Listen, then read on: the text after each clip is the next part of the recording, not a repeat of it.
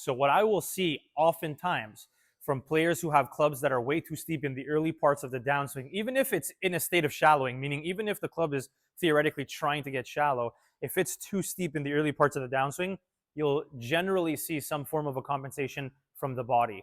The body's the first thing that's going to be lost. So you're not going to have good posture through the ball. You're not going to rotate well through the ball. And then your low point, your strike consistency, all of that kind of goes to waste, right? And so what I see in your case, and this is very common, is once this club is very steep, we'll see the trail side start to buckle and kick forward. So that means heel comes off the floor early and the knee pushes forward. And when I do that, if I just stand here and I do it and I let the club move organically, you'll notice that it actually shallows out. So I can take a club that's in a really bad position coming down, and in theory, if I move my body in a really funky way, which obviously is not good for the golf swing, it does help the club movement, right? That's why in your case, you'll see the trail side kick down and forward. The pelvis will come with the knee and the foot. And then from there, my spine is going to extend in reaction, and I get the club coming down shallow.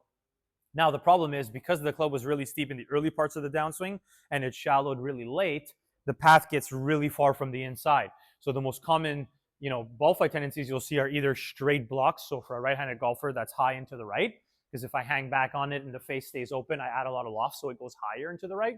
Or I'll find a way to shut the face down at the last second with my wrists and forearms, and then either the ball will start really left and snap hook, or it might start straight, but because my path is so far to the right, it still hooks on me. And that doesn't help either, right? So the goal in this scenario is not to say, oh, you have really poor posture through the ball, let's fix that and you'll be more consistent. Not necessarily. The goal is we have to fix the reason that you lose your posture, which is this club in this scenario being very, very upright.